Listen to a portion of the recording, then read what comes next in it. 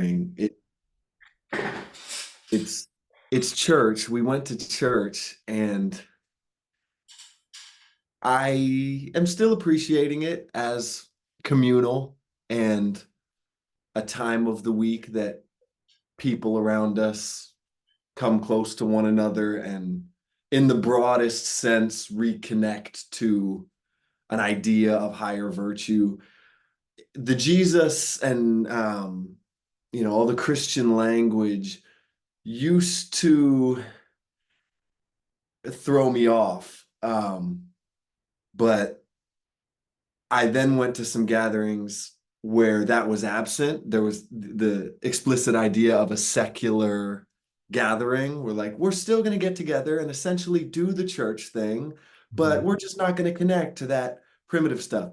And whatever weird feeling church can occasionally give you, it was way weirder there, where there's not even a gesturing toward, the idea of a tradition. There's Yeah. it's and they're clearly inheriting so much from it and not acknowledging that.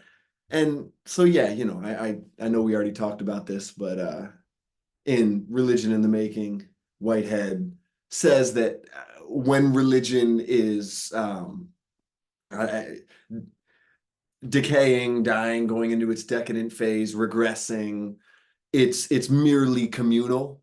At that point, there's not religious experiences being generated there. And yeah, I would completely agree with that. But yeah, communal's good. It's a lot better than the lack of communal, which brings me to the first thing I wanted to talk about. Have you heard of Sora in the last couple of days? Of course, yeah. I'd be interested to hear your thoughts on it. I'm not a doomer about AI. I think it's inevitable on some level, and honestly, my natural reaction is excitement mostly, and curiosity, and I don't know, just as someone who likes to create engaging content and would like to create more engaging content, the ability to, create um, video content is very appealing to me. So I would love to use it, but I definitely can see how it can be misused. And at the same time, it's like, how are we as a culture who's not very good at this sort of thing going to balance the need for freedom and creative expression with the guardrails and the, you know, preventing deep fakes of whatever political figures or celebrities or what have you, while not getting so tight around what's allowed that nobody can have any fun and make really good memes. So it's going to be interesting, but I'm not. I don't like to get stuck on the everything that can go wrong. I don't agree with the sort of transhumanist tech religion that is blossoming around the idea of sentient AI or um, you know artificial general intelligence, like actually waking up all of a sudden. Like I feel like that's not a thing. Um, these are really powerful algorithms, and what we should be paying more attention to is how they change our consciousness, and not how they might themselves become conscious. I don't think that's the right way to look at it. But Mhm. yeah, what are your thoughts on it? Well, when you first said it made you excited as a content creator, the first thought that flashed through my mind was the idea of a program where it's generating images as we talk. And we're having a conversation, and it's doing its best to create visual models of whatever's being said. And that would be a lot of fun, Mm-hmm. especially for these kinds of conversations. Yeah, I share your intuition that they're not going to wake up. I was listening to John Vervaeke talk about AI recently, and he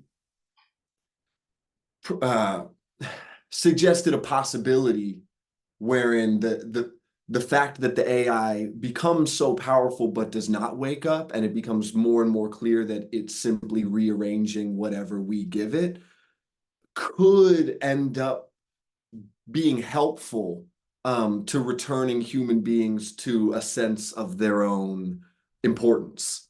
Um, yeah, I mean, most people you talk to will express some casual, cynical view that, it's just going to squash us like bugs and surpass us. That seems to be what you say if you haven't really thought about it much yourself. You just sort of, oh, they're going to. But I was really compelled by that idea that Vervaeke brought up that, yeah, maybe as we get more and more acquainted with what AI is, because its power is truly unleashed, and really get a sense of what it's not and what it can't give us and what it can't create and what it can't progress, and the intuitions that it simply does not have and will need to be continually supplied with, that could be helpful. And I'm sure it'll be both, right? There'll be horror and there will be ways it wakes us up. Hmm. But yeah, I'm encouraged to hear that you don't see much use dwelling on the doomer end of it. Maybe if what you were getting from popular culture was just unadulterated optimism everywhere, you as a thinker might feel compelled to flesh out ideas that had more to do with how it could be damaging. But those are everywhere. And the ways it could be helpful, I think, are much more interesting now, beyond ways it could simply be helpful with work, but ways it could be spiritually enhancing. Hmm. Yeah, I mean, I do have concern. I think it raises concerns, these new technologies of automation, let's call them, whether it's automating writing or automating video production or automating industrial production. Um, I understand the concern about putting people out of work, and it raises this political economic question of what will these AI technologies uh, be used for in terms of and who will benefit from their rollout. If the classic Marxist line about the means of production being owned not by the workers or the people, but owned by an elite. If these technologies are used for the profit extraction algorithm that runs global capitalism, then the automation is not actually helping increase human flourishing. It's just helping to produce larger returns for shareholders. And so these are obviously tremendously profitable technologies in the sense that it reintroduces a kind of unpaid production, um, and it puts everyday human beings more and more in the position of being just consumers and not involved in the production process, whether it's cultural production or, again, like material production. And so this leads to people like Harari, the author of *Sapiens*, saying things like, pretty soon we're going to have billions of useless people, and what are we going to do with them? We're going to need better video games and better drugs to keep them occupied. Mm. I think that is a possible trajectory that we head in. um, what I was expressing earlier is more just a skepticism that, like, we're going to get conscious, super intelligent AI overlords or something. I think these technologies are very much like extensions of and augmentations of human consciousness and intelligence. And so it's all about the interface between us and the machines. And that's always been the case for humans and our technologies. There's a certain like Luddite attitude towards new technology that I think is misplaced, because while there are technologies that don't improve life and maybe we should, return to trying to do things without them, if you go back in human evolution to the harnessing of fire and like the first stone tools, those aren't incidental to our humanity. It's like we were shaped by our use of those tools. Mm. Fire allowed us to cook food, so we didn't have to chew it so damn long, which allowed our jaw muscles to shrink, which allowed more room in our skulls for our brains to grow. And like more nutrition, more calories, and so it's the introduction of new technologies from the Paleolithic through to the Neolithic with agriculture, obviously, has been transforming us at like a physiological, biological level. And so, whatever it is to be human now, today, is already deeply shaped by technology. There's no going back from that. It's funny. I was reading Walden this morning, Thoreau's book, Yeah. and it's almost funny the very rudimentary from our perspective now forms of automation that he was commenting on and what they were robbing people of. He was talking about students at university who didn't even build the room that they're learning in. Yeah. you know, and that they've already been robbed of the richness of leisure that comes after engagement with things that you've built and building things and being responsible for each having to build the foundations for yourself upon which your higher orders of experience get to happen, not just having so many of them taken care of.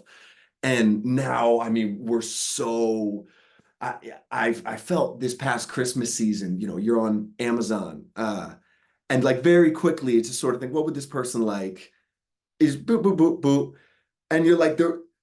That was so easy. I feel you almost feel like you owed them the inconvenience of like going to a store and having to like that sort of that overcoming that.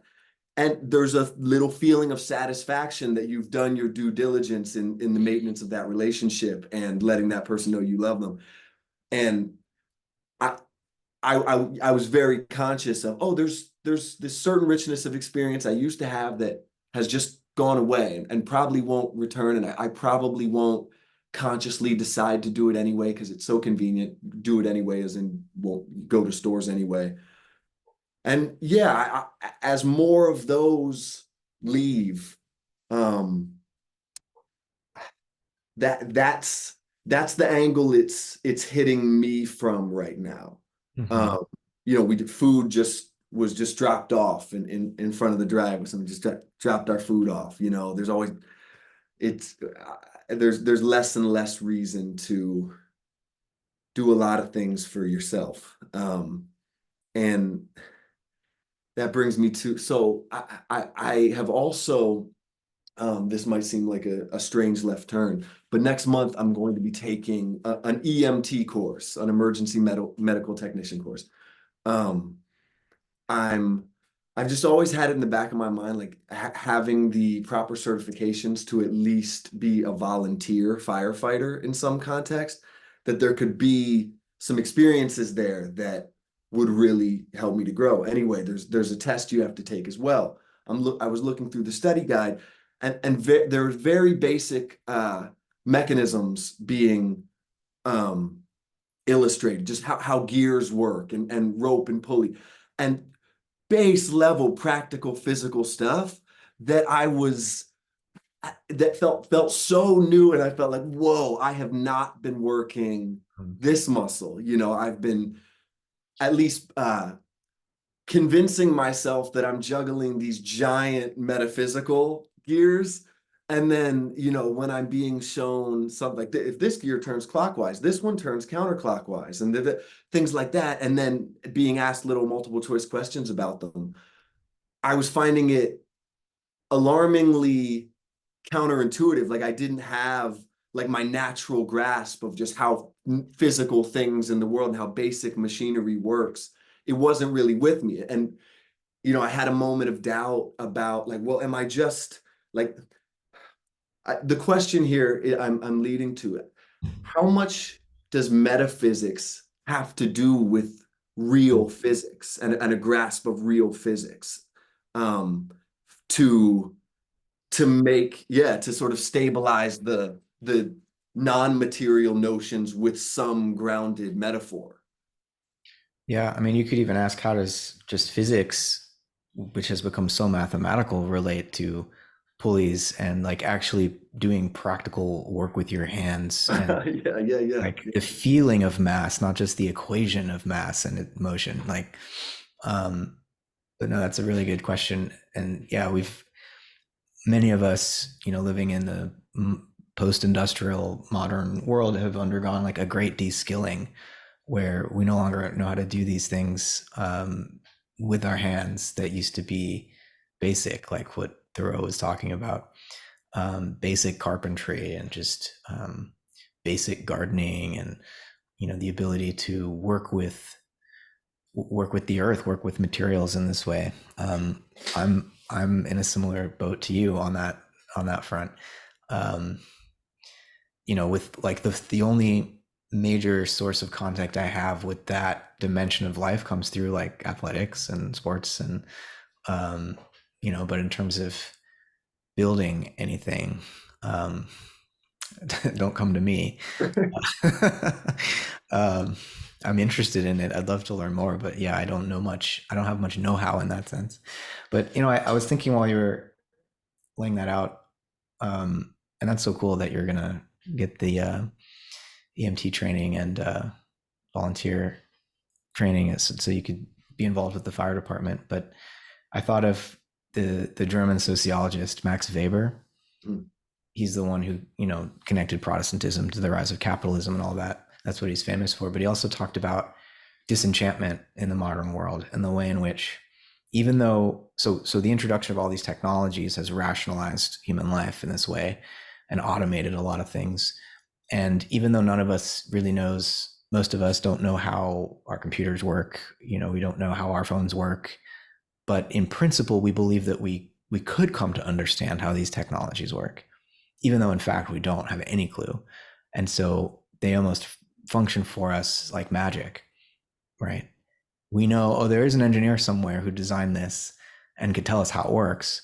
But often in that case, like at Apple, there's probably hundreds of engineers that work on little parts of this phone. And there's very few, maybe none, who know how the whole thing fits together. But, Weber talks about how modern people think that they've disenchanted the world because, at least in principle, we could understand how all of these machines work, even though in fact we don't. And so we're just as much living in this enchanted world of these magical, instruments as any pre-modern person was. Um, and so there's like a lot of practical know-how that goes into building all of the things that make life so convenient nowadays. Mhm. Um, and so whether like a pulley is just, it's a piece of relatively simple technology, but how many of us actually know how it works? How many of us are aware of like just looking at some objects and seeing some rope, like, oh yeah, if I set this pulley up, it's not too heavy for me to lift with this pulley just by looking.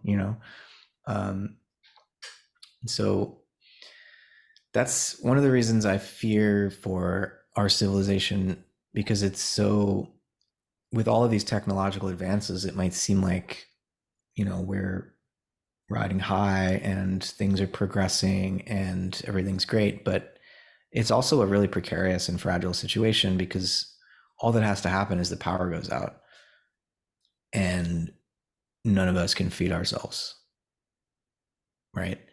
So the the fragility of this technological civilization, I think, is somewhat alarming to me.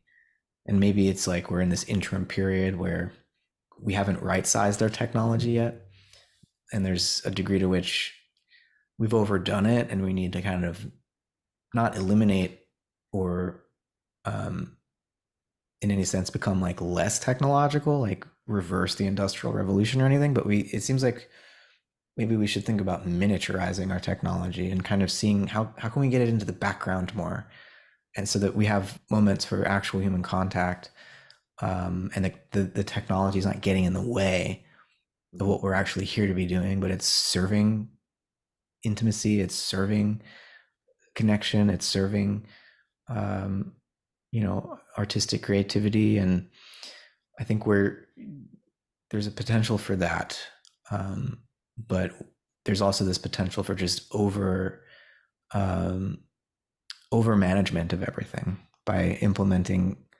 tools that track every second of our day and that get us too regimented. So, but I'm not a doomer. I think there are different trajectories here that are possible. Um, hmm. Yeah. The yeah, you'd love it to have intuitions about what would be best for us, but it can't do anything but reflect back the extent to which we understand ourselves. Um, I mean, that in reference to the talk yesterday, yeah, it seems like if there's anywhere where a process, philosophical design, or just uh, yeah, where a more enlightened mode of thought would be beneficial, it's there. Mm-hmm. Um, yeah, technology so rarely when you talk about how people disenchant technology because they think, well, somebody understands it, or if I decided to break down all the components to it, I could eventually be made to understand how it works. And, but we don't look into it. Um, Descriptions of technology are so rarely presented in connection with the force of nature that they are corralling. Mm-hmm. They're just described in terms of the smaller technological components that they're made of. When I have a very low resolution understanding of what Michael Levin is doing, but from what I have gathered and what I have gathered is they're figuring out ways to prod these cell structures to do what they know how to do. And then they do something, we can make it do something we want it to do, like grow two arms where there should be one. Um, but that we don't then understand how an arm grows. We don't know anything about the force compelling an arm to grow and how it knows to be an arm. It's Mm-hmm. like we've poked something somewhere and figured out, oh, if you poke it right here, Yeah. it'll do too. And from an outside perspective, to the consumer who then just sees that, you can now customize pets to be your own monster or whatever that becomes, they think, oh my God, look what they figured out now. We people, we know we figured out life. We know why we just build our own beings now. And yet another thing that I won't personally look into, Mm-hmm. but I'll just rest assured that we've demystified as a species. Right. When in reality, I mean, we've just figured out where to poke it. Yeah. And you wonder if there was a bit more humility in how new technologies were presented to us, um, it would have a big impact. We might remember that, hey, no matter how futuristic our cities look and how many robots you see on the street, we are still just prodding a force that we fundamentally have no idea what it is or where it Yeah. comes from or why it works. It's bottomless there. Yeah. I mean, I went to the example of Apple engineers not knowing any one of them how the whole iPhone works, but like at OpenAI, the engineers who work on the weights of these models come out and admit, quite frankly, that they have no idea why it or how it works. It just started working, and so we're at the point with technologies where even the engineers don't understand it. But what you're describing with the poking and being able to predict what happens when we poke here is not the same thing as understanding life at a organizational level, as if we are creating life or something. Life's there, we're manipulating it, and because it's habit forming and it usually does the same thing when you poke it here, doesn't mean that we've actually understood its essence. Owen Barfield has this great metaphor for that. He calls it dashboard knowledge. We know what the levers and buttons on the dashboard of the car do, but we have no idea what's going on under the hood, right? So we could drive the car around.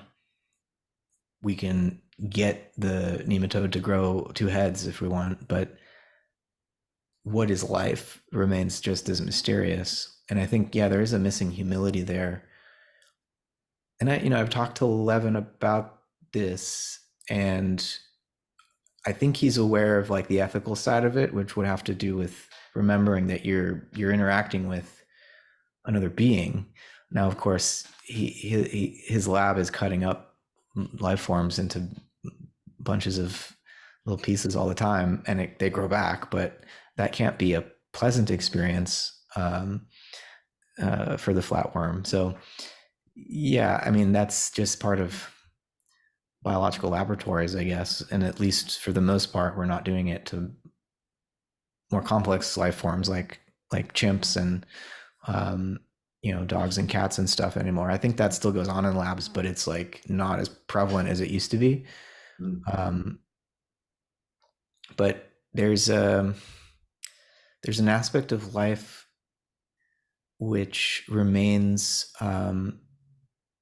quite mysterious even to advanced biological study like what Levin is doing, and an aspect of the physical world. Like I like what you're saying that like the rare earth minerals in these electronics that we use, to make these microprocessors are these are elemental powers that were born in the bowels of the earth, and the earth is um, this orb of so many different kinds of metals, and the layer, like we speculate about what the center of the earth is like and the mantle and the crust and like how it all got organized, and but there are subtleties of relationship connecting, like the magnetic field of the earth, which helps the earth over billions of years to form these minerals and these elements, and the earth itself and its magnetic field are an intimate relationship to the sun and its magnetic field, and um, it's a very mysterious and I think organic process. And to think that because we can make these smartphones, we understand all of that in some, as if we've explained it all as a giant machine or something, is such a temptation, and it's the backbone of the modern worldview. But it's totally a fabrication. It's a fantasy that's the case. Um, Things are far more mysterious and enchanting than that. But I almost feel like there's a bit of fear associated with accepting that, like to really allow our imagination and our emotion and these other faculties besides just the mechanistic intellect to feel into like what is uh, like what is gold, like what is silicon, like what are these elements. um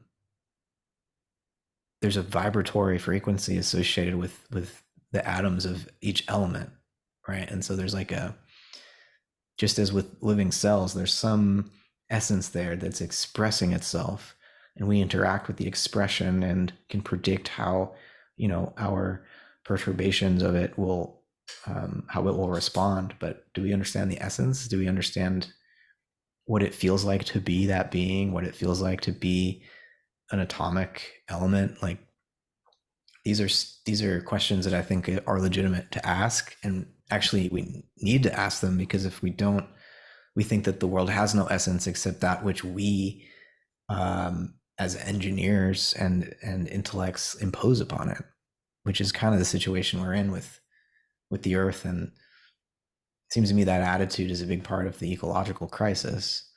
So we think that all, like we're like humans are the only ones that have this interior intelligent capacity, and everything else is just like raw matter waiting for our imprint, you know?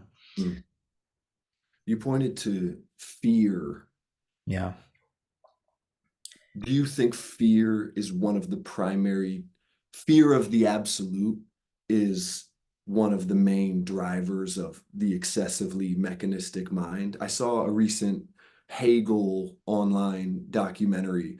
I'm not sure if it was Hegel that accused Kant of being afraid of the absolute, Hmm. or if that's been a common, uh, but the idea that yeah, there's something scary about even looking at beauty. I mean, the way you described these computer chips as fundamentally comprised of earth minerals that can't, to me, that there's an immediate almost feeling of relief when hearing a computer chip described that way. Oh yeah, it's still, it goes back to the mother. It's still touching that. Uh, I think the fear, what I would, mean, it's like a fear of the agency of non-human beings, that we're not the only agents on this planet, the only intelligent agents, that there are other intelligent agencies, and that, I mean, who's to say that there isn't some kind of agency in the earth minerals that has its own agenda? And Mhm. we are, yeah, we have agency too, but to what extent are we being lured by something that doesn't have our own interests in mind, but is actually trying to transform the earth according to its own plans and designs? That's Yes. a scary thought, I think. Yeah, which brings me to Steiner. I want to briefly. So I've been reading The Occult Science and a few of his other books. I've been jumping around. Nietzsche, Freedom Fighter. Uh, that I mean, I actually started there because I'm sure you've had when you start a new writer, it's fun to see how they feel about a writer you know well. Yeah. That gives you your best possible first understanding of where they're coming from. And I loved it. I mean, the way he he described Nietzsche as, well, yeah, Nietzsche's commonly thought of as an egotistical philosopher because he would regularly declare, I'm the first psychologist, or like, who before me has ever had, Mhm. these sorts of insights. And um, but Steiner sort of turned that on his head a little bit, and he said there was sort of a profound humility about Nietzsche because he didn't claim his philosophy was more than a product of his own organism. Mhm. He looked at all the other philosophers and he said they've all published unconscious autobiographies, um, and but they've been under the illusion that they've like all tapped into these universal the true knowledge. And Nietzsche's just like, this is me, this is what I got. He's like more like a philosophical musician. um and so I loved that. And then I jumped into the occult science, and I couldn't stop reading. But one of the reasons I couldn't stop reading made me a little suspicious because I felt like he was stringing me along Mm. with promises of these grand insights that were to come. He would sort of be talking about how this or that phenomenon in society is very confusing at first, but once one has been granted access to the higher spiritual realms, these things become very easy to understand, and the forces behind them become direct acquaintances. How this happens, we'll get deeper into in later chapters. But first, you must just become less skeptical and be assured that these answers do exist, and that once you understand that they exist, Yeah. whatever doubt you feel now will be assuaged. And I could feel myself like I just wanting to let go of all my skepticism, and being beckoned to do so. And such clear writing, and then as I've jumped around between his books and have sort of skipped to parts where he's doing a version of like giving you the specific descriptions of how one breaks through to the other realm, and what the beings are like when they're there, and then outlining the prior world circumstances in earlier epochs that these spiritual beings inhabit, and systematizing it and like building this whole world that feels very mythological. But he's talking about is like, it's just there, you'll see that it's there, it works like this, it worked like this 1,000 years ago. uh i i'm I end up feeling um like too much is being asked of me. Uh, Mhm.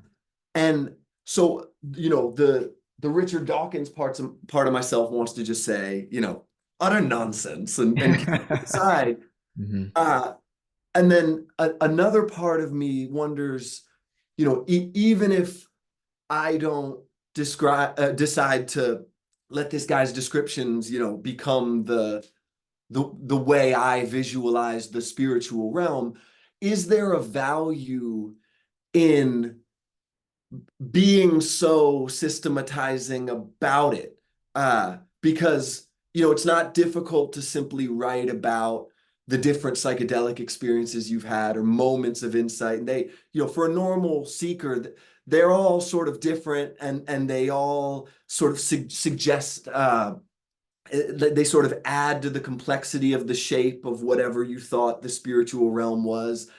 Rarely do you find people who seem to just be building a, like, yup, it was like this last time I entered the spirit realm and I got back and it's only more like this now and now I understand it better and it's as concrete as the physical world in some sense. Is there a value in that, uh, for introducing more people, not even necessarily into your system, but into interest, in exploring those realms, simply because there's something stable they can grasp onto, a vision of it that is being gradually detailed rather than just hinted at. Mm. Um, does that make sense, that question? Oh yeah. No, I can relate to your skepticism, and um, I feel the tension when I read Steiner, almost exactly as you're describing it. I think there's he's attempting what he calls a spiritual science, and he wants it to be exact and precise. And I think we're so used to spirituality, to the extent that we're spiritual nowadays, it's more kind of a vague sense of like something more, and not as detailed and specific as Steiner wants to make it. And I think there's a that's an interesting transition, though, that I feel like, from this vague spirituality to, well, there might, if there is a spiritual world, it has um, a contour, texture, a definiteness about it, and we can, I would think, I mean, and Steiner invites us into this, begin to deepen our knowledge of that, uh, the structure, um, the the community of spiritual beings that he wants to introduce us to. So I read a book like Occult Outline of Occult Science as an imaginative experiment that I think there's a certain extent to which you have to check your skepticism for the length of the experiment, and see if what he is describing can in any way correspond to what you experience, and it might not. And I have a pretty good feeling that Steiner's not right about everything he says about the spiritual world. But he doesn't need to be right about everything, because this is supposed to be a collective process of peer review. If it's a spiritual science, that means we're all going to get in there and triangulate and share our perspectives and refine what's real. But I think the difficulty is like crossing that threshold from the physical world into the spiritual world. The portal is the imagination, and imagination is operative even in physical perception. But the physical world is so much slower in its movement, and like more congealed, that it fixes the imagination, and it's less like my intention changes what I perceive. It's like the tree is the tree, and my moods might allow me to notice certain things about the tree sometimes and not notice them other times, but like I'm not creating the tree. But in the spiritual world, because imagination is not anchored by something material that's more fixed, our intention starts to play a much larger role in producing the what appears to us. And so it can very much it can be very difficult initially to distinguish, well, what's a function of my own belief, like I want to see this and so I conjure it in my imagination, versus actually meeting and relating to a being or a presence that's not reducible to my own belief or intention or desire to see something. And I Mm. think um, that's like the beginning of spiritual science, is cultivating imagination to become more objective. Um, and it takes teamwork. Like that's, reading a book like Occult Science by yourself is fine, but not as advisable as doing it in a reading group, I think, because then we can all coordinate with each other and check in and like share our own experiences, um, so that it can become a truly scientific process, right? Not just a private intuition, but something that begins to be shared. Um, but I don't know what the percentage is, but a good percentage of what Steiner says I can't verify for myself. But I also know, when I look at the history of the cosmos, that we can look at the exterior surfaces, the things that we can measure physically as they exist now, and when we look into deep space, according to the theory of relativity, we're looking back in time. And so there's some extent to which physically we can kind of conjecture and speculate about what may have been the case in the past. But that's sort of looking at the way matter exists now on the Earth and projecting that out and back, as if the physical world has always existed in this kind of way. And what Steiner is doing in occult science is trying to study that same history from the inside, which is a function of going into ourselves as expressions of cosmogenesis and trying to recollect and remember the history of consciousness. And it looks a lot different from the inside than it does from the outside. But ultimately, I think, Steiner says the outside will make more sense if you're also aware of how it transpired inside. And that to just try to explain the whole history of the universe as though it's a rearrangement of what we can detect on the outside, um, that leaves our own consciousness out of the picture entirely, as if we just popped into existence a million years ago when the brain got complicated enough or something, which plenty of people are perfectly happy to believe, apparently. I'm not. I can't believe that. It doesn't fit with my sense of like more the depths of my moral and aesthetic experience suggests that consciousness is not just a late addition, a kind of anomaly, a kind of accident that just emerged by happenstance. It seems like it has far deeper roots in this process, and so I I'm at least willing to give Steiner a chance uh, to share what he thinks he has seen and to see if it might deepen my own experience. And even though most of what he says I can't verify, there, having studied him for a while, I have found enough confirmation to think that it's worth continuing to see what else might be revealed. You know. Mm. I remember when the concept of moral imagination was first introduced to me, um, along with the notion that we could approach something like an objective imagination, um, rather than fantasy, or at least be able to distinguish between the two, not one winning over the other. Um, you you suggested a, a process of distinguishing the two that had to do with, uh, meaning, am I fantasizing or am I making proper use of my moral imagination Right. to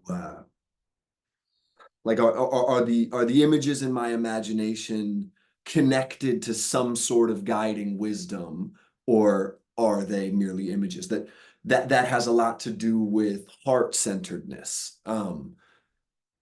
Asking yourself when a stream of images is passing through your imagination, how connected do these images feel to my emotions? Like as these images change, are they changing at a rate and in such a way that um, my emotions are connected to them? Like it's not obviously clear which is leading the other. They're sort of, those two streams are moving together.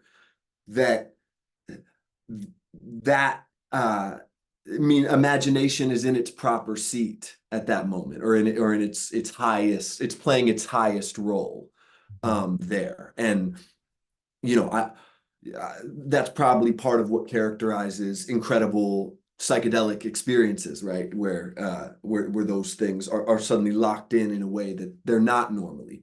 And I've made use of that, because I have a pretty active imagination, and sometimes I'll realize, some beautiful wish has just passed through, followed by maybe a terrible image of violence or something, that just pops up. Like there's just suddenly an image of horrific violence in my mind before going back to, the next thing I want to eat. And I'm like, that just flew through and it had no emotional impact. It didn't, there was nothing here that said, oh, violence, bad, something to be avoided. It was very, very vacant in a way. And but that when proper attention is paid, you can play a role in linking those two processes to one another. And it seems to have a lot to do with slowing down, like trying to stay in one image or one thought for longer. And in meditation practice, I found that useful, for more fruitful meditations that sort of uh, bring together those ways of perceiving that I've been contrasting to each other a lot recently. Like, are we fully engaged, or are we the detached subject? And finding, okay, meditating in such a way where I'm not attempting to get rid of thoughts, and I'm not merely attempting to observe thoughts and just let them happen and think of them as autonomous and like fall into the peace of realizing I have no responsibility for them, but rather trying to slow one down enough that it starts resonating with what I'm feeling. And maybe to a lot of people that won't make sense, because they'll think, oh, I'm thinking of things all the time that are making me feel things. Like I'm anxious throughout the day because I'm thinking about all the things I have to do. Like, isn't that connected? But we're talking about something different here, because where the feelings of real empathy, or can can be not evoked and cultivated not just by the thinking and empathetic thought, like let me think about, my dad who I love very much, and like wanting good things for him and how sad it would make me if he was sad. You can get to empathy. That still takes some effort. You have to stabilize it and sit with it, but you can get there. It But then there's another way of engaging the process where you are letting the thoughts just come, and perhaps some frivolous thoughts or some negative thoughts or something, and you're trying to bring that empathy to a thought that isn't itself inherently empathy provoking on its face. um and yet, just so maybe this sounds convoluted, but it's a simple image in my mind, just like, oh, there's a stream here and like an orb here. And all day the orb can be kind of like responding to real things in the world while the stream just does this. Yeah. And then with like occasional moments where they touch. Uh, and then there's an intentional practice where you can like try to make this slow down enough and like turn this one up, look up at it enough that they start communicating and want to move together a bit more. Does that resonate at all with your image of cultivating the moral imagination? Absolutely. Yeah. And, Steiner's spiritual anatomy of the human being, he describes us as this threefold organism, and that they're all integrated with each other, but to some extent, like you're describing, the he calls it the nerve and sense system, the rhythmic system, and then the metabolic system, and our limbs. Um, they each have their own yeah, agenda in some sense, and they're doing things semi autonomously all the time. But what's really coming through in the connections you're making, which I love, for me, is that a sort of spiritual perception that comes through imagination or moral imagination. We don't need to jump right to like communing with spiritual beings or something that we don't see with our physical eyes. It's human beings are spiritual beings, and when we meet heart to heart and we exercise moral imagination, this same principle is at play. Like, to what extent am I allowing you into myself? And to what extent are you allowing me into yourself? That's an act of moral imagination. And, I Whitehead has his theory of perception where, like, to really feel the world means that the world is entering into us. Right. And so I feel what you were feeling a moment ago. What was private for you a moment ago is now in me, and vice versa.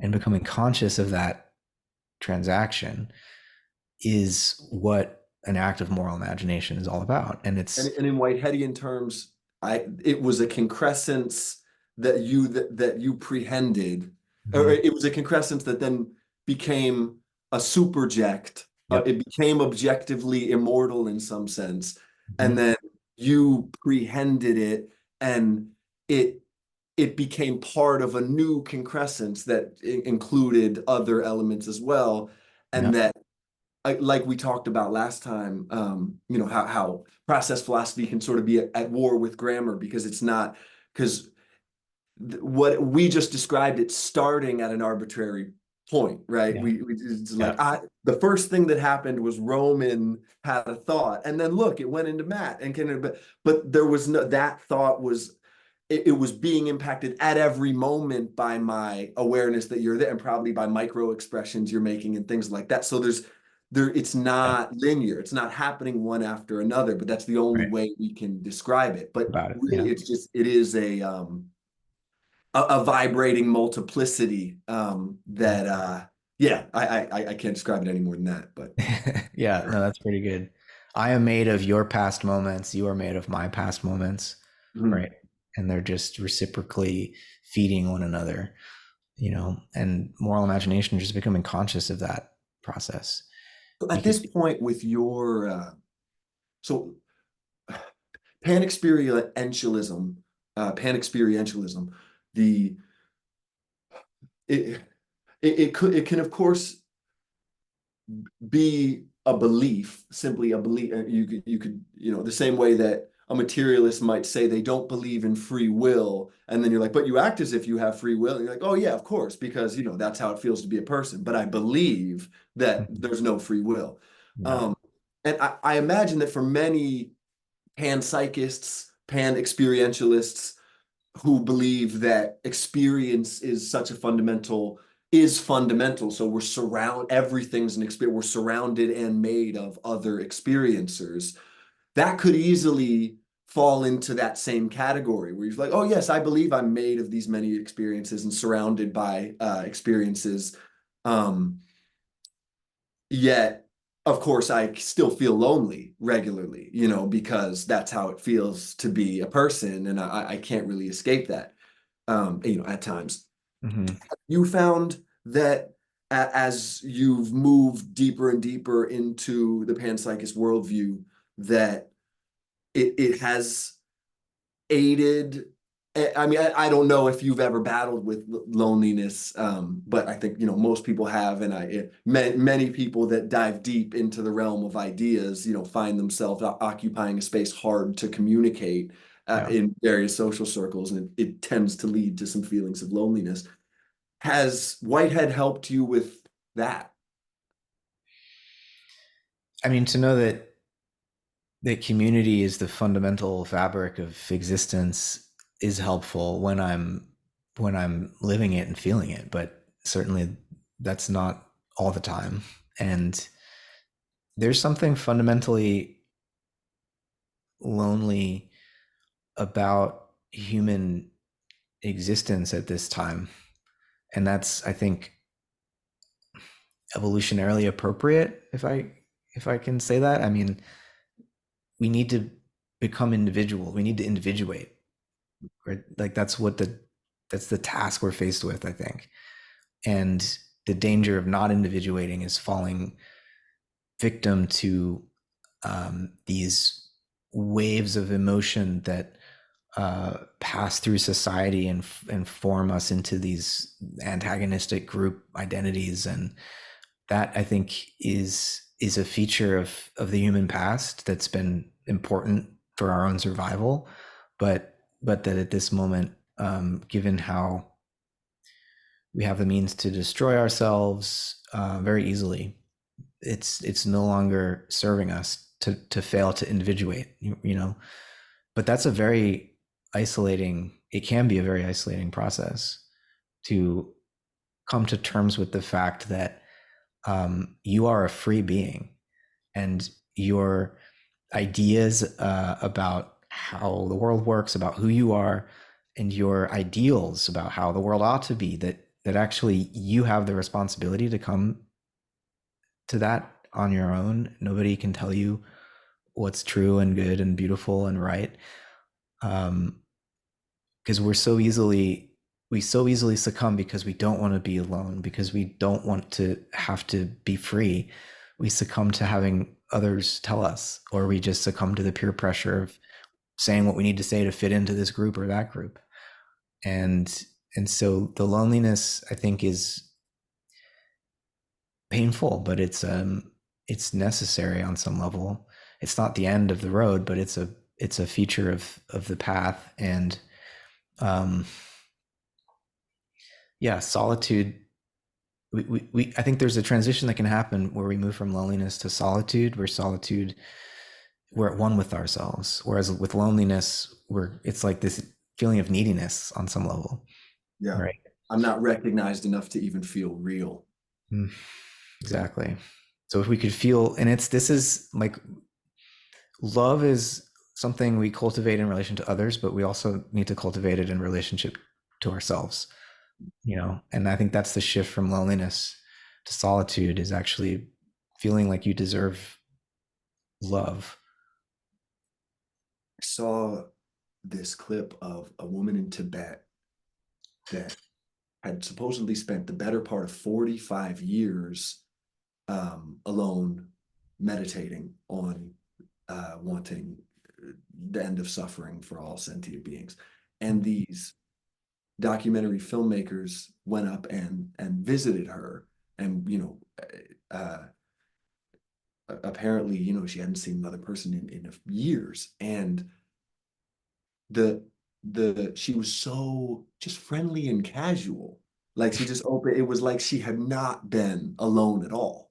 Mm. She's like quickly made them cookies and was like very social, not at, like enjoying having them there, not at all clingy when they left.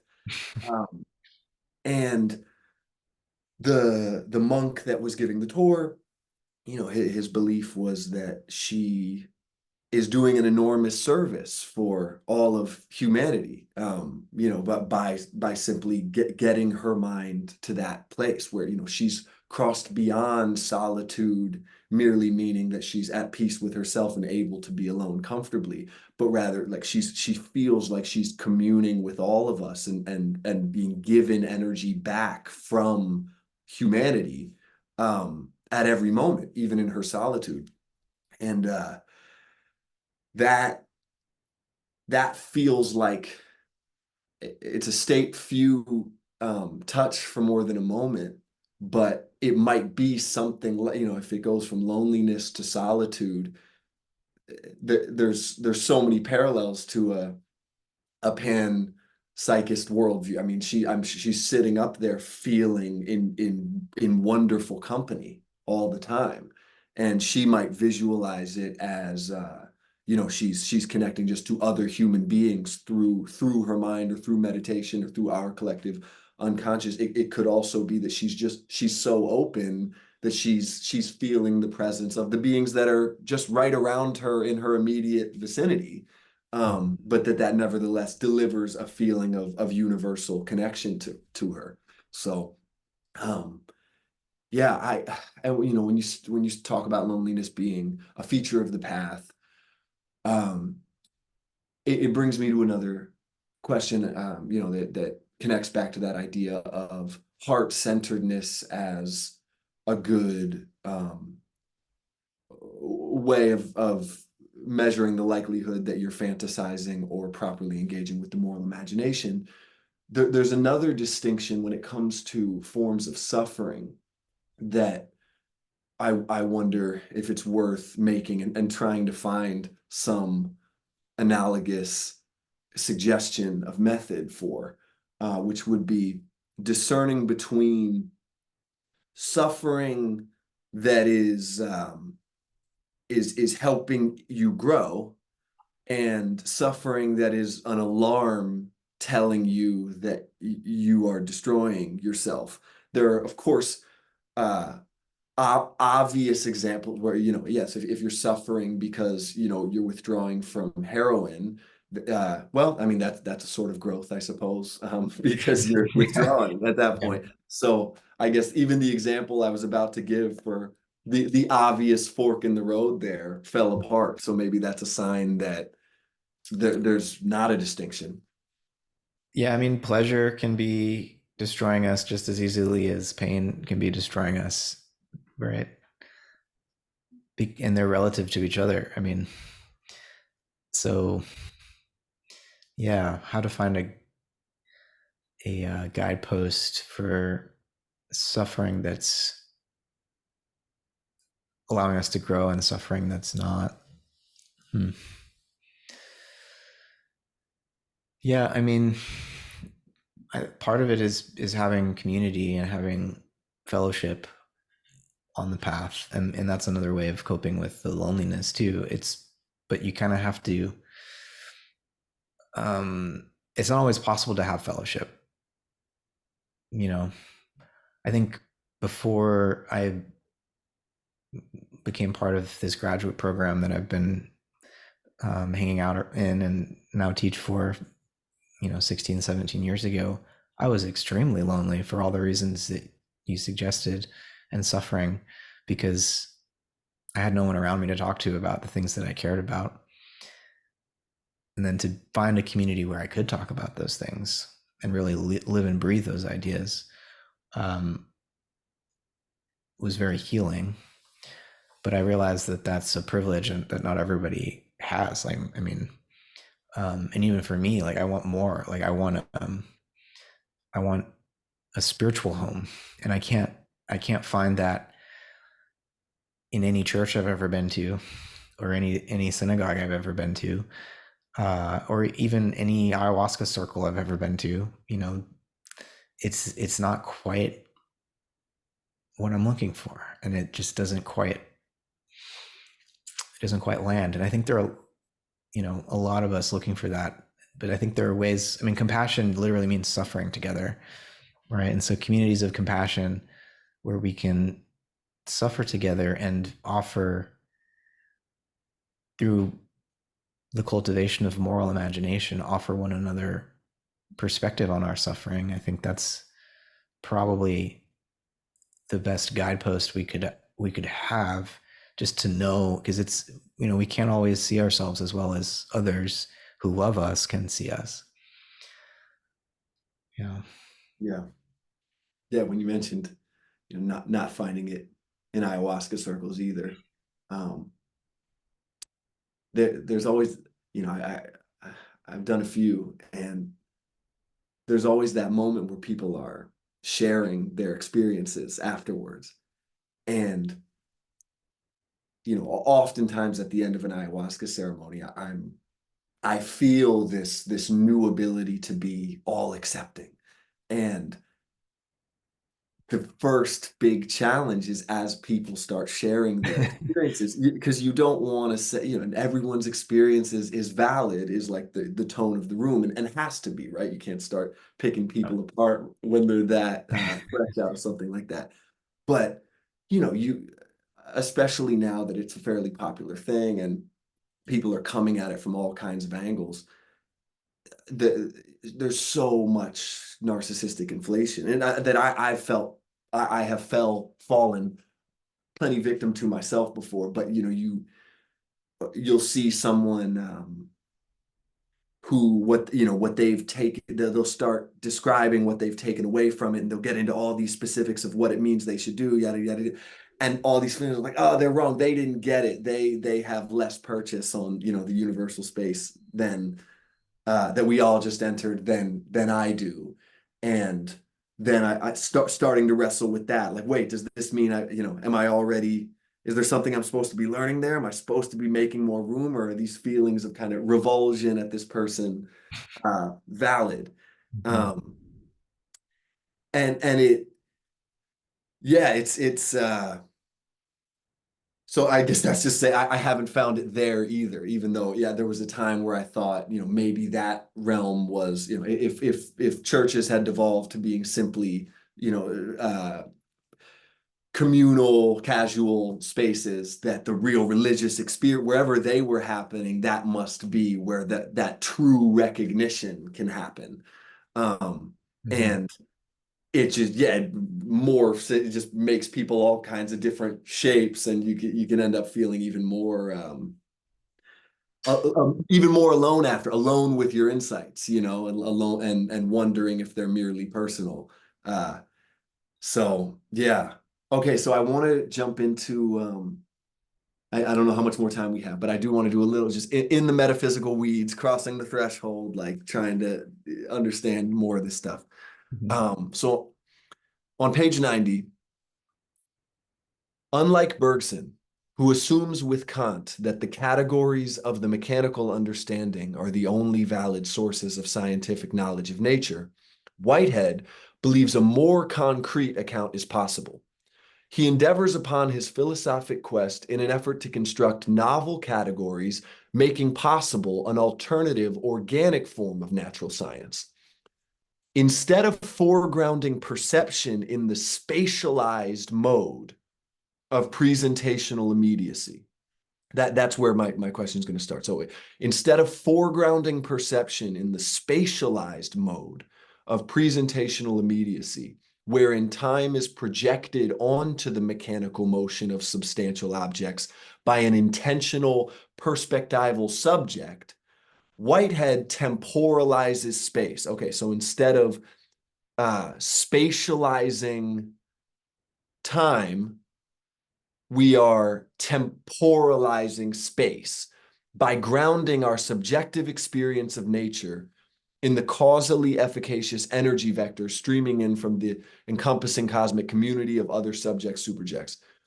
Okay, so instead of foregrounding perception in the spatialized mode, we are temporalizing space. And we're doing this when we're moving from a Kantian view to a Whiteheadian view. The temporalizing of space. Can you help me understand what it means to temporalize space? Yeah. So space, we usually think of as just like an empty void that stuff moves through. And that void precedes the stuff that moves through it and continues to exist as empty after the stuff leaves. And the process view of space would be that there is no such thing as empty space, that space is, in Whitehead's words, he says, space is sheer transition, which is to say, we should really refer to spaciation, and that new space is being brought forth by the actual occasions of experience that are arising and perishing, and then arising and inheriting what just perished, and that cycle continuing.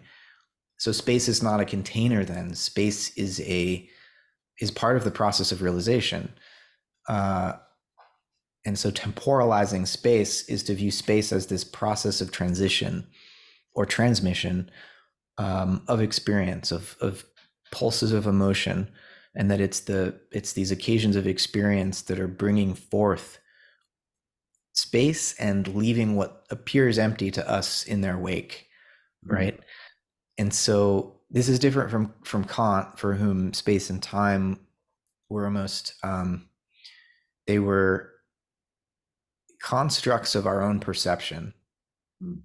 And so they have this even though space is what he would call the intuition of outness or the outer, it's still a projection of outerness from within our own minds. It's a kind of virtual reality projection. Mhm. Whereas Whitehead is saying, our perception is itself an inheritance of these real energetic experiential vectors from the world around us, and that space-time takes the form that it does because of the history of experience, um, because of the record or the traces left by countless billions of occasions of experience to come before us, most of whom are not human, right? So we're talking about like electrons and photons and atoms and the stars and galaxies that they form give contour to what we call space-time, but that space-time is not just an already like tightly woven fabric that we exist within, and that mass warps as though the mass isn't itself an expression of the same process as the space-time. And so it's what I'm trying to say there is that um, the spatialized and temporalized world is something we participate in creating. And Bergson, the contrast with Bergson and Whitehead there is that while Bergson was fully aware of the processual and the creative basis of the cosmos, he thought that natural science would always fragment that process of creativity into mechanistic parts and impose he would that the scientific intellect would impose these mechanistic categories on the world. And Whitehead felt that actually we could reform science and still have scientific knowledge of the world, but as an organism and not as a mechanism. And so I think Whitehead, in my view, and I don't want to caricature Bergson and Bergson scholars. I wish we had one here to defend Bergson here, but I think it's a fair reading to say that he viewed science as necessarily mechanistic, whereas Whitehead said, no, we can reform and we must reform science so that it can be attentive to process, be attentive to relationality, and be attentive to the life in things, and not erase that in its effort to describe and explain the world. Okay. So for Kant, even though time is a, a construct of our mind, or a way our mind is interpreting whatever is really out there, Yep. he he nevertheless would would characterize it as what is standing still as matter and events move through that still space that our mind has put there to interpret whatever's really there. Mm-hmm. Um, and when Whitehead temporalizes space, he's in essence saying nothing stands still, not even not even space. In some sense, space isn't. There's nothing we're calling space anymore, really. There's no there. It seems like from that view, there'd be really no point in making reference to space. Well, it's not a thing. Space becomes a an abstraction, and it's a way of referencing the field of potential relationships that occasions of experience enter into. Mhm. So, I mean, there is a real field of potential that affords us this capacity to relate to each other, but it doesn't pre-exist our relating, right? Mm. It is the potential for that relationship. So it's not something actual. It's space is something potential. is one way to And put you said space symbolizes it. the complexity of immediate realization. Yeah, Space is it's a right. symbol. Hmm. That's okay. Yeah, that's a really interesting idea. You say time expresses the transitional essence of the universe from one occasion to the next. So again, say space symbolizes the complexity. And here, rather than saying time is the transition of the universe from one occasion to the other, we have time expresses. Mm. Space symbolizes, time expresses Hmm. uh, the transitional essence of the universe from one occasion to the next, while space expresses each occasion's momentary achievement of concrescence. Quote, the transition is real and the achievement is real, writes Whitehead. The difficulty is for language to express one of them without explaining away the other. Hmm. Space. Yeah. So yeah, this description of space as symbolizing and time as expressing it, the that language is meant, it seems, to foreground that's a process relational way of writing, because it puts everything is fundamentally an experience, an expression, a relation. So even when we're talking about time, we're talking about time as something else that expresses or symbolizes, in that, like, it communicates something. It in itself is not just there, it is yet another way of relating. And yeah, that I really I feel that before, maybe those words might have seemed extra to me. I might have been like, Mhm. time express, oh, you could break that down and just say time is the transition of the universe from one. But the Yeah. reason, yeah, that is process relational writing. It's starting to make sense to me. Mm. um yeah, I'm just finding it, of course there are moments where I'm reading it and the images that help me to give it life aren't coming for whatever reason, and I get lost, and I feel like there's two. I mean, I don't know if you're going to put the Cobb Institute talk from yesterday online for people to see. Yeah. But I there were moments that would jump out to me from what he was saying, but I found a lot of it difficult to follow because the points of emphasis uh were not making themselves obvious to me, at least. Mhm. Yeah. And so in moments like that, yeah, whether I'm reading Whitehead or I'm reading some of your writing or I'm listening to a talk like that, yeah, there are still those moments of frustration where I'm like, there must be a way to not use so many terms to get these ideas across, or just so many words, period. Um, but I am yeah, what I just described in terms of now understanding more about why you'd say time expresses the transitional essence rather than it simply being the transition. It gives me things like that renew my confidence that this is all yeah, worth delving more and more deeply into, until there are less and less of those moments where it's not landing. So I Yeah. yeah, really appreciate it. Well, thanks, Roman. I appreciate the attention to detail that you're bringing to the reading of my book. I mean, what more can an author of a book ask for? So I really appreciate that. And part of it is, you know, wordsmithing in a piece of writing is a very delicate process, and there are lots of decisions about each word, and like, how might this be misunderstood? But if I leave it out, what will be missed entirely? The opportunity to convey a subtler thought. And then, this academic ritual of reading papers is not necessarily the most conducive way to communicate novel ideas. And so part of it is just in the mode of presentation. Um, so,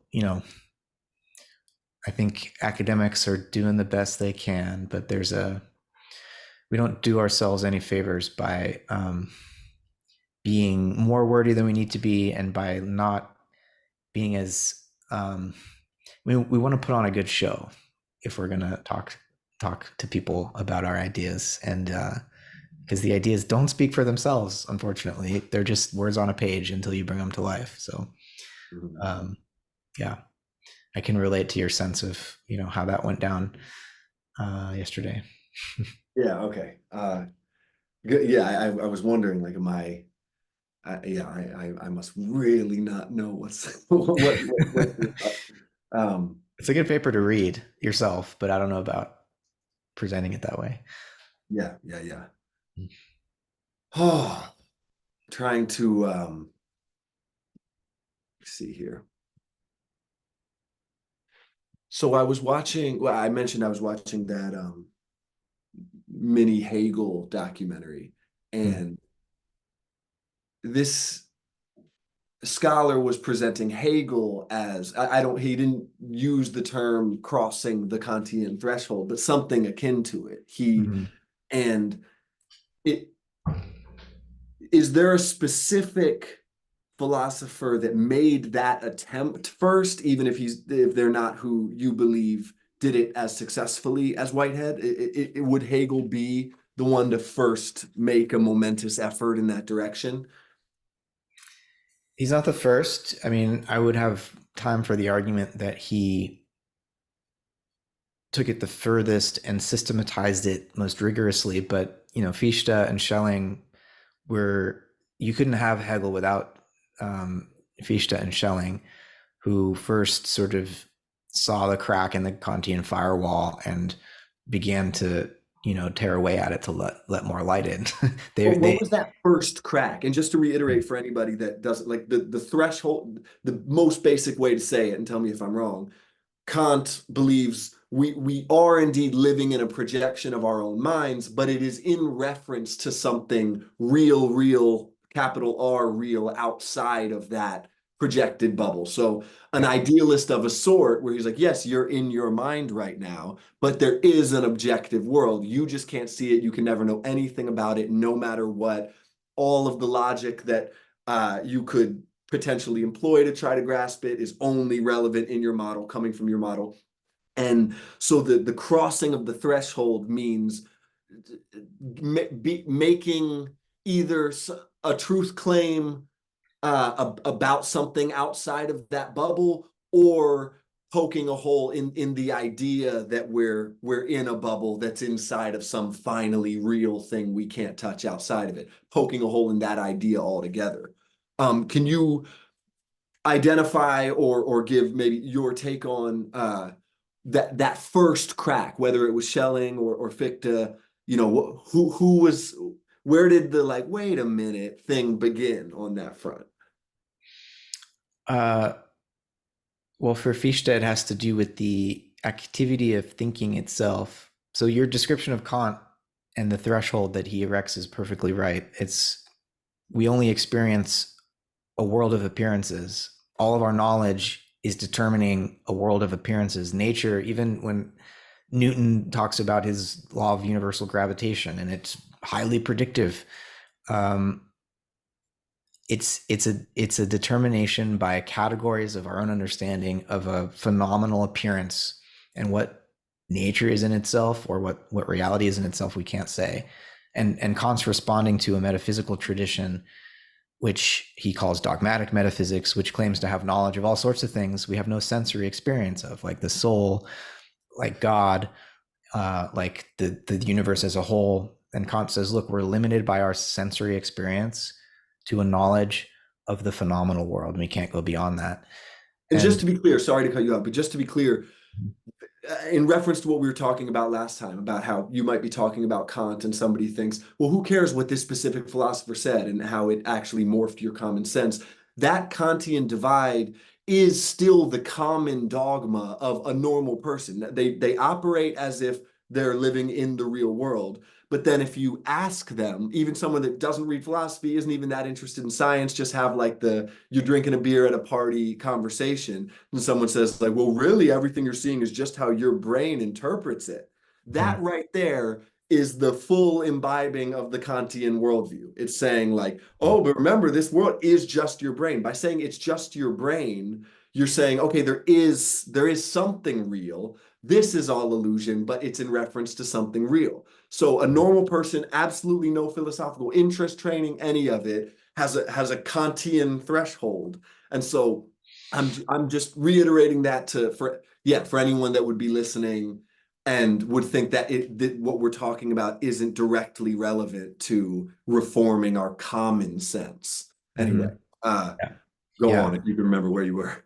No, yeah. I mean, that kind of neurological idealism is very much a way that Kant's general framework shows up again in our own time. Um, Whitehead has this. Maybe I've shared this line from Whitehead. It's this witty point. He says that some people express themselves as though basically the brain is the only real thing in an entirely imaginary world, right? Um, and so, yeah, Fichte looks at our own thinking activity, which is essential to Kant's whole project. Kant has this. Um, I wish I knew the German. I will soon. But in English, it's the transcendental unity of apperception, which is this thinking activity that's constantly tying our experiences moment by moment together so that there's some unity underlying the diversity of all the things that we sense and think And about. that's Whitehead's God. Yes. Yeah. Okay. The primordial nature. Yeah. That's Whitehead's cosmological rendering of what for Kant was an epistemological claim. But Fichte says Kant's already presupposing a thinking activity which we directly experience. The key term here is intellectual intuition. We have an intuition of ourselves as a thinker, and that intuitive capacity to know that we are the thinker of our own thoughts for Fichte becomes um, the one principle out of which all of our knowledge of reality can be generated. And so for Fichte, like even our experience of space and time and of matter is becomes a construct of the mind. That's a little bit further than Kant wanted to go. Kant said there's still a realm of things in themselves out there that is the cause of our sensory experience. We just can't say anything about what those things in themselves are. We just know they And he exist. wouldn't have characterized them as matter then, right? He would say we can't say anything about them. So with how do you pronounce say Fichte? How do you I say Fichte because I was corrected by a German speaker because okay. Fichte means fuck in German. Okay, gotcha. All right. Okay, so Fichte, so ha, him saying that matter is only a category of mind. How does that go further than Kant? Given that Kant would say he would also say the matter we see is a construct of the mind. Did he think of matter? He's like, would he say the thing outside of our minds is a matter that we have no access to? He would still, or would he say, no, we truly have no, I won't even say matter. In that case, isn't he saying the same thing as Fichte? Yeah, I mean, you're hitting on an important controversy, which is that, Fichte took himself to be carrying forward the spirit of Kant's own philosophy, even though the letter of Kant's philosophy wasn't entirely clear on this point. Kant would talk about the matter of our sensory experience and the form that's brought to that matter by the categories of our understanding. And so for Kant, the matter is already internal to our mind in some sense, as how we project space and time. Yeah. So, but Kant also, there's a contradiction. This is what Fichte would say in the letter of Kant's critique, where Kant says that the things in themselves are the cause of our sensory experience. Now, the problem with that statement is that causation is a category of understanding, which Kant says can only apply to the phenomenal realm. But here he is applying it to the noumenal realm to say Okay. things in themselves are causing something. And so Fichte is like, look, you're not even abiding by your own split between the phenomena and the things in themselves. So let's And just get that's the first crack. That's the first crack. that's the first crack. Yeah. Okay. Yeah. So Fichte Mm-hmm. eliminates the thing in itself or he says you are the thing in itself. Mm-hmm. This thinking activity that every one of our representations or images of the world or concepts that we have presupposes, that thinking activity, that is the thing in itself. But it isn't a thing, it's the absolute. It's the unthinged thinger, if you want. It's the thing that it's the activity that generates things, right? Mm, And this is where you start to get the idea of the absolute coming into philosophy, with this recognition of the unconditioned conditioner of everything that we are and everything that we experience. And so mhm, Fichte really begins to emphasize the I as this first principle that all philosophy flows from, and that our entire experience of the world and other people flows from. He's not a simple solipsist, though. He has a deep ethical um, understanding of the way in which, like, for me to be self-conscious, mm, I actually need to be recognized as mhm, such by other self-conscious beings. And mhm, so when we talk about Fichte's sense of the I, or the ego in German, the Ich, it's not mine or yours. It's something transcendental. It's something um, that's beyond any one person's ability to own and claim as mine. mhm, Right? It's the basis of each of our capacity to say mine, but it also transcends us just as empirical individuals. Um, and then so this is Fichte's attempt to begin moving beyond the Kantian threshold. But Schelling comes onto the scene and loves what Fichte is saying, but says, well, what about nature? Nature is not just a creation of the human mind. Um, and Schelling finds a crack in Kant's scheme in terms of his understanding of the beauty of the natural world and the sublime experience we can have when confronting the night sky or the Grand Canyon or these elemental powers in the natural world. And Schelling begins to recognize that there's something like a akin to our own thinking activity in nature, that there's an mhm, interior creative power giving rise to the forms of nature that is the same as the ego that Fichte was talking about, internal to the human being. And Schelling comes to say and think of our own self-consciousness as this thinking activity, as an evolutionary uh, emergence out of nature. Nature was always that implicitly, and became more explicitly so as the human being emerges. That would be, Schelling's view of this. And so Schelling's trying to balance out the overly subjective approach of Fichte by grounding it in a natural philosophy, whereby the human mind becomes the highest potency of nature, mhm, right? And so you get this dialectic between Fichte and Schelling, and then Hegel, comes along, and I think we can give him credit for really laying this all out in a logical form and in terms of a history of consciousness. mhm. Um, that, I mean, it's not easy to understand. It's probably harder than Whitehead to read Hegel. I always remind people of that. Everyone's like, "Oh my God, Whitehead is so hard," and like, you're an academic philosopher. You've read Kant and Hegel. Like, what are you complaining about? Um, but yeah, that's kind of the story of how Kant, how that threshold was first crossed. And I think contemporary philosophy, academic philosophy, is still very much um, involved in this conversation, and the German idealists are being rediscovered right now in a big way, and are more popular now than they have been in a while, because there's a recognition that we need to get, not not reject Kant, but go through Kant and out the other side. Mhm. Yeah. Kant was still, because you mentioned Schelling, it kind of foregrounded the I, kind of put the I at the center of things. And Kant did too. It's really just like he just emphasized this realm of the unknowable more than the idealists were comfortable with. But if you erased that from Kant, if every part of his writing where he said, but don't forget there is a real outside of us that we can never touch. If you just took that out of all the writing, does he then fit perfectly into the idealist tradition? Well, he is an idealist for sure. Well, Um, in the German idealists that were yeah, focused on going beyond it. yeah, Not what they were trying to go beyond, just they just getting rid of that idea that we're not in the real. If you emphasize what Kant was saying about freedom, he's perfectly in alignment with the other German idealists. It's just his understanding of our capacity for theoretical knowledge and the limitations of what we can know about the soul, about the cosmos, about God.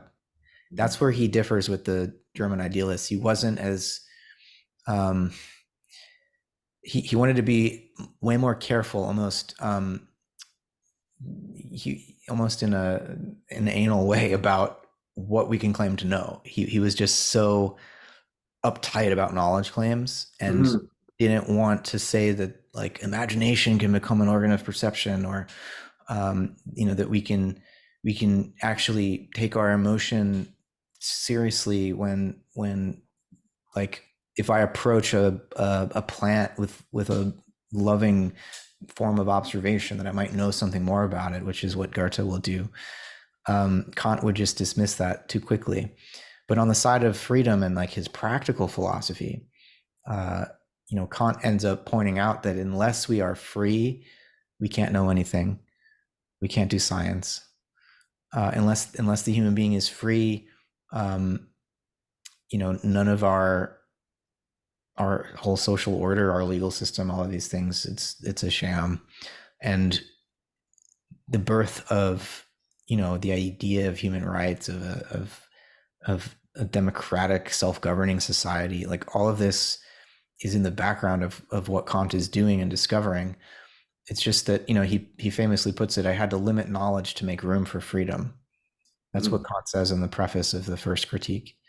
And what the subsequent idealists are saying is that we can have knowledge and freedom, and that Mhm. they're just expanding um, what the human mind is capable of knowing, and not limiting it by just a certain conception of sensory experience.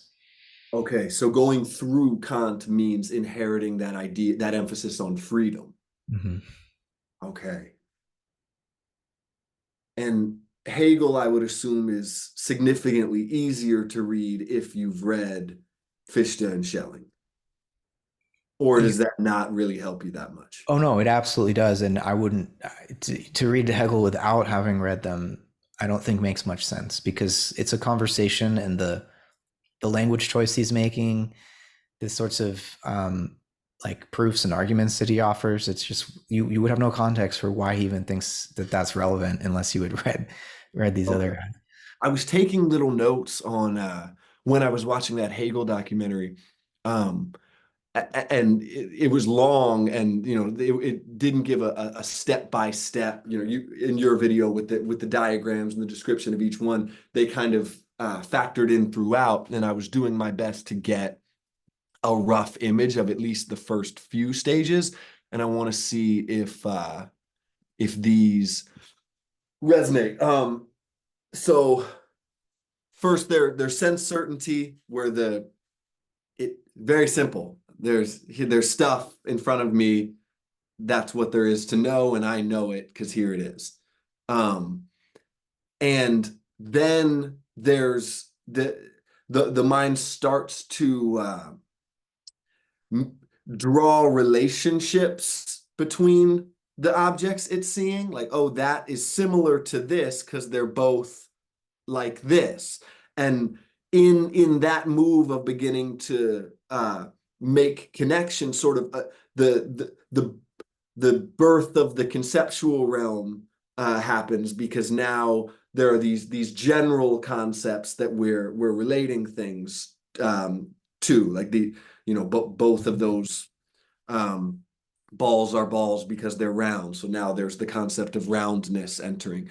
Um, and then because there's that conceptual realm is present now, there's now the mind makes a distinction between world and thinker. There's sort of I'm the thing that's playing around in this conceptual realm, and then there's a world out there that's other than me. And so Knowledge is now not just thing is in front of me, that's knowledge, and I have that knowledge because I'm aware of thing. There are qualities of this thing that exist in the conceptual realm, and knowledge is the collection of those facts, those abstractions as fact.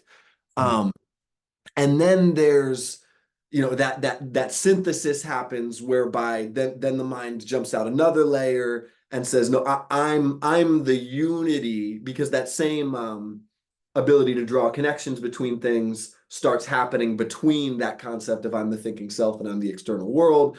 And then there's a broader unity. No, I'm both. I contain this relation, this activity. And that's fairly early on in his in Yeah. his phenomenology. To me, I'm like, oh, that's enlightenment. That's It's the like, end. oh, Yeah. phase two. Um, and uh, and there's the recognition of freedom in that. But then I guess the when you realize that this is not enlightenment, is there his notion of, okay, so everything is me and for me. It's all me and it's all for me. You're like, oh shit, okay, so we're like an enlightened infant. Yeah. Um, and yeah, the all-pervasive ego, the subjective experience, this is all for me, and even you are for me. Um, but you I suddenly feel that you recognize me, and that sort of connects to, I don't know if you read Sartre, Being and Nothingness, just like Yeah. the horror of other people, like I'm Yeah. just an object for them, caused him thousands of pages of meth-induced suffering. Yeah. um but yeah, so we're being recognized, and we don't this is a kind of recognition that we don't want, I guess, at this point in the process. It's painful for us to just be an object because we had thought ourselves to be absolute. Mm. And so now to prove that despite me being an object to you, I am indeed absolute, I have to dominate you in some sense. I have to prove I'm right and that I can make you subject to my will.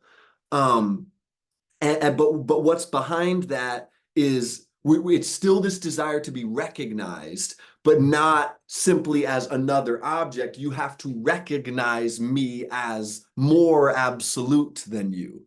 Mhm. Thus, the master-slave relationship is born, where one of the two psyches that is in contact with the two psyches subordinates the other. But what I gather is that subordination in the master-slave dialectic, it could be as simple as and as subtle as, like, we're gonna play by my rules of conversation, or something. It doesn't have to be like Yeah. you work for me or you say you believe everything I believe. It's just like I'm setting the terms of this interaction, and you get that.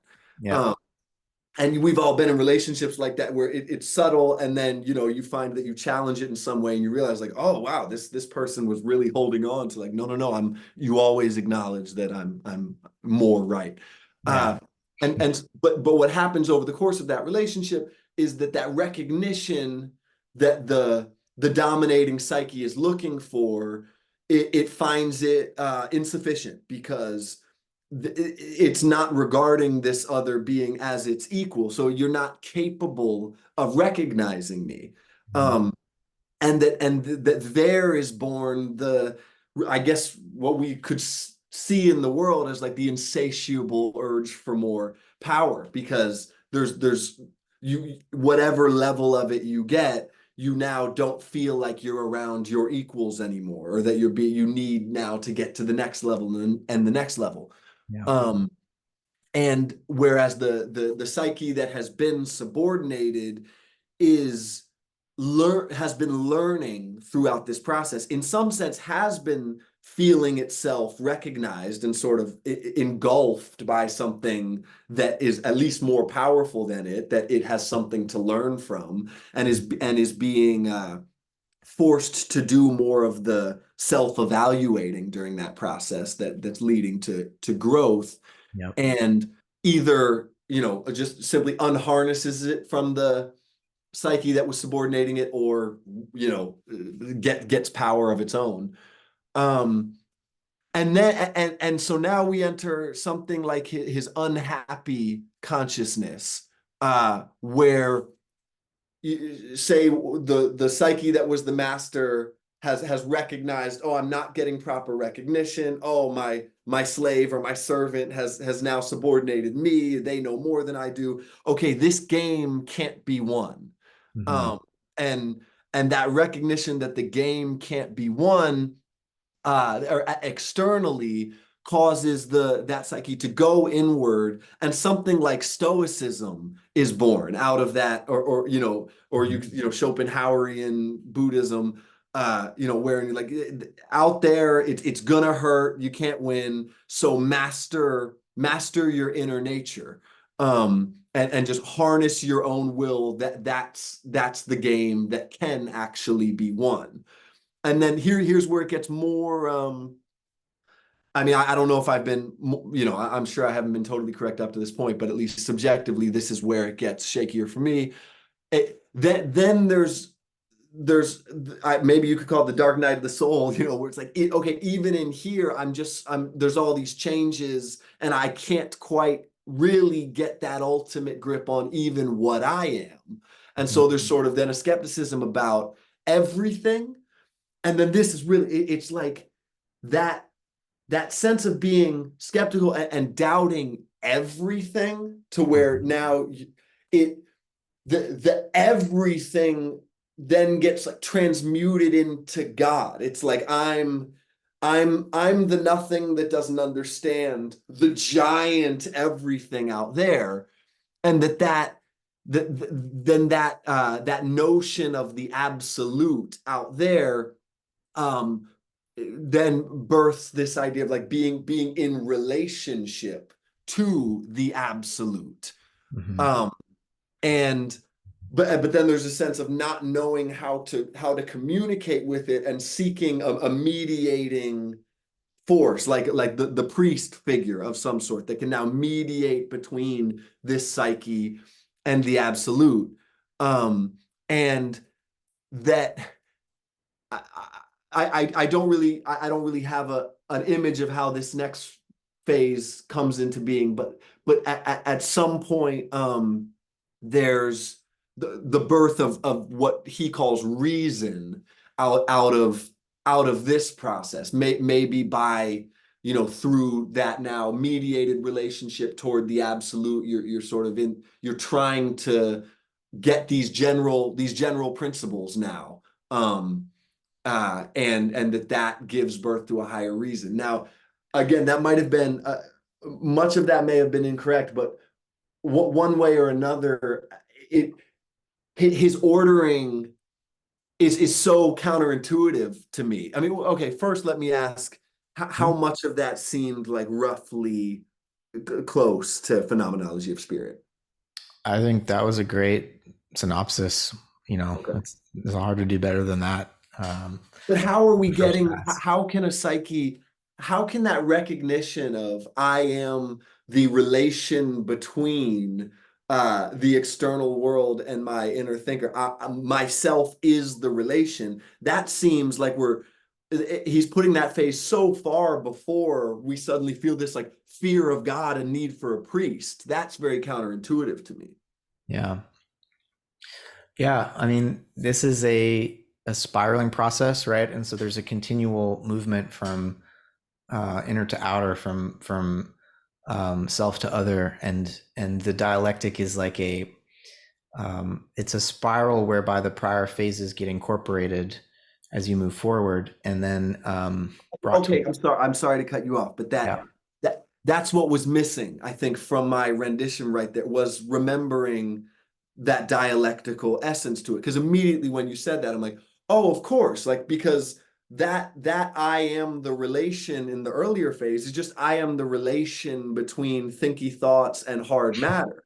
It takes a Mm-hmm. while to get from there of I am the relation between sense of separate self and absolute God. And that, so the fact, I guess, yeah, I was looking at any recognition of identity with a relationship as being a fairly advanced form of consciousness, regardless of what you're relating.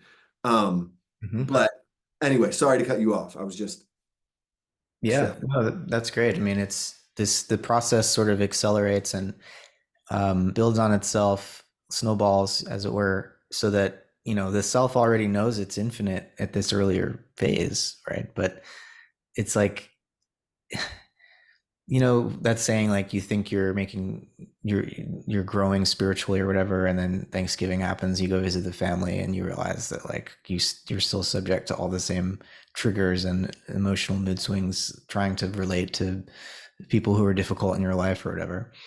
um, that this master slave dialectic of working out social coexistence comes after the self realizes its own infinity, I think is an important thing to keep in mind, that you know we can have these inner realizations that aren't yet sort of um, publicly or socially established, and that we have to continue to work through that dialectic in Hegel's sense, to come into to have truly free relationships to other infinite selves is not easy, even if you have the kind of um, insight or consciousness of your own infinitude. It's coming to share that with others is not just it's not just a logical task or something to figure out how to do it. It's a historical task, and we're very much still in the process of working that out. I mean, Hegel writes the Phenomenology shortly after, I think it was 1804, that the Haitian Revolution happens, right? And the slaves throw off their chains and chase the French out of Haiti. Um, that's for him this historical moment, which is just the beginning. I mean, there was still slavery in the U.S. for 60 plus years after that, and there's still. I mean, I read the other day there's still like 40 million slaves in the world today, um, and so this is still a historical process that's being worked out, right? And even if we have the consciousness of something, it's not yet the realization of it in historical fact, right? And so, as much as Hegel is thought of as an idealist, he was really confronting the historical conditions for thinking, Mhm. right? And the social and historical conditions for thinking. So, I Mhm. think part of your um, uncertainty about how you could have that insight about the self world unity and the infinitude of the self and everything so early on, when there's still all these other stages to go, I think it's just a function of Hegel grappling with that philosophy is a historical process. Philosophy is the history of philosophy, and the history of philosophy works itself out in concert with our social relations. And this whole movement from the um, very hierarchical civilizations of the past, where on some level it's like only Pharaoh is an individual and everyone else is just part of Pharaoh's body politic, to a Mhm. point nowadays where no, we value individual freedom for everyone, but that's still an ideal that we're trying to materialize in our societies, right? It's not yet accomplished. So in when you say Hegel's phenomenology of spirit is tracking the historical process of the psyche's development, um, Eric Neumann has that book Origin and History of Consciousness, and he takes care at the beginning of it to say that this is both the journey an individual goes through in their lifetime, and equally it is an account of the development of consciousness itself. Is Hegel suggesting something similar in that this process uh, it can be experienced by the individual who, in one lifetime, and some people get all the way to the end, and some people stop at a particular stage, and it equally is an account of the development of the psyche historically throughout evolution, or is he pointing more to it as a historical process than a description of the lifetime of the seeker? He says that exactly in the either the preface or the introduction to the Phenomenology of Spirit, where he talks about this process of recapitulation, where this is both a history of the species and a history of each individual's development. So, you know, Eric Neumann's book and Jung himself and his whole understanding of the psyche is actually quite compatible with Hegel, even though Jung read a bit of Hegel and said this man should have been in a madhouse. Um, there's a deep, I think, continuity there in that recognition of how, they used to say in biology, ontogeny recapitulates phylogeny, which is ontogeny is the development of the individual organism, recapitulates the history of the phylum or the species, which roughly is still accepted as true. It was just in the specifics of it. It turns out not always to be the case, but that idea that there's um, this relationship between the part and the whole. In that sense, the whole of history is repeated, and each of us as individuals is at the core of what Hegel is doing in the Phenomenology of Spirit. Okay, two quick Bertrand Russell questions, then I know I gotta let you go. So, because you mentioned that Carl Jung said Hegel belongs in the madhouse. In History of Philosophy, doesn't Bertrand Russell also say Hegel was like a testament to German stupidity or something? Like he really disrespects him in that book. Do you remember that? Yeah, I mean, World War One really just did a number on British philosophy because the birth of analytic philosophy and the rejection of idealism. British idealism was the dominant school of thought in Britain for like 50, 60 years at the end of the 19th century. And then, Russell and Whitehead start doing the Principia in like the first decade of the 20th century. And then Russell develops his whole thing, logical atomism, and then Wittgenstein and the logical positivists and all of that. They hated idealism and they hated Germany because they were at war with Germany. And the British just projected all of this hatred onto the Germans and blamed Hegel and Nietzsche and other idealists for German nationalism, and like that there's something, the British would say that there's something intrinsically like power hungry and domineering about the German spirit. Meanwhile, the British have the largest empire in the history of the world, and it's like, you might be projecting a little bit here. But yeah, Russell did not like Hegel because of the style of his philosophizing, the idea that there's something very Heraclitean about Hegel, and that opposites coincide and contradiction becomes the engine of dialectical development.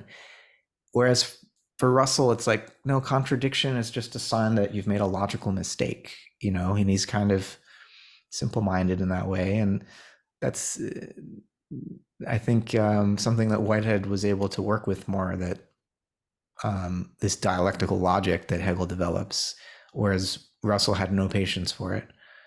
And their relationship, Whitehead and Russell, they collaborated on the Principia, and supposedly, well, they set out to prove 1+1 = 2, and they were unable to do it. Now, that might be way too big of a question for this deep in, but how was it? What difficulty did they encounter? Was it just about trying to ground the idea of number as something not non-man-made, or were they actually granting math existence and nevertheless having trouble proving 1+1 = 2? They ran into paradoxes of self-reference, to put it succinctly. There's something called the liar's paradox, which is that that this particular person is a liar, and then they come up to you and say, I am not lying. Or they say, I am lying. Sorry, it's I am lying, but they're always lying. How do you make sense of that statement? And the equivalent kept on cropping up in the symbolic notations that Russell and Whitehead were developing to make a logical sense of mathematics. They would develop these self-contradictory statements, and they'd try to come up with these patches. It's called the theory of types, technically, and I'm not an expert in working through Principia. I think there's probably like 5 people in the world that still want to do that. Doesn't help that there are all these typos. Can you imagine? It's like this very difficult symbolic language that they invent, and there are typos, and it's just like, Mhm. still, it's amazing it had such an important impact. So they ran into these paradoxes and they tried to patch it, but the system that Russell was hoping to articulate ended up just being so cumbersome and like just full of these um, definitions and distinctions and ways of getting around the paradoxes that reality can't be this messy is the takeaway. And then a few decades later, Kurt Gödel comes along and formally proves why they were failing, that you can't have a closed system, logical system, that is both complete and consistent with itself. It will always produce contradictory statements. And so that broke down this attempt to ground math in logic, because there's something irreducibly intuitive about mathematics, which is to say, it's not just about following rules when we engage like the mathematical imagination. And I'm not very proficient mathematically, but I have had the experience, working with basic Euclidean geometry, or just working with differential equations and like solving them, and like seeing the feeling of relief that comes when you like solve this equation and it balances out, and because you can intuit the truth of it in a way that it turns out is impossible to logically prove. I mean, you can prove a geometrical theorem and whatnot, but very often, like, the theorem is established as a virtue of an intuition, an intuitive leap, and it can take centuries for someone to develop the proof. So even objective truth it's a feeling. Yeah. I mean, and that's the situation. I mean, that's why we're in this situation of truthiness, as Stephen Colbert would say, where there's a degree to which emotion and logic, intuition and logic, imagination and logic are uh, dependent on one another, right? And so we need. It's not that logic is useless or unimportant. We do want to avoid obvious self contradictions, right?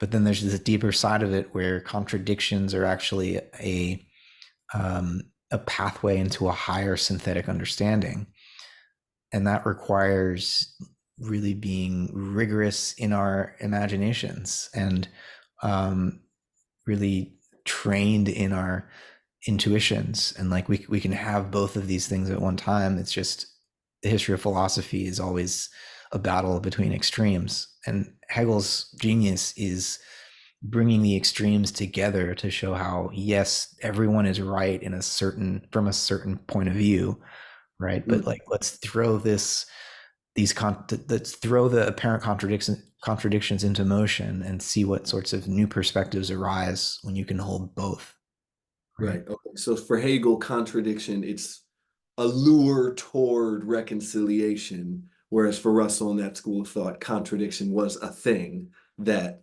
stopped something in its tracks. Yeah, the computer halts, can't go forward. Matt, thank you so much, man. I look forward to these talks all week, and I think we hit 2 hours, which is I love. This was fun. Yeah, we covered a lot of ground. This Yeah, is man. this is great. Thank you so much. I'm gonna keep. I'm gonna hold off on doing any more Steiner reading until Okay, the book group begins.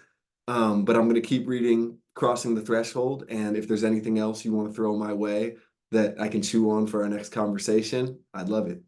cool. All right. Yeah, I might have a thing or two. I'll reach out about that. All right, cool. Have an awesome rest of your day, man. Thanks, Roman. Good to talk to you. See you next week.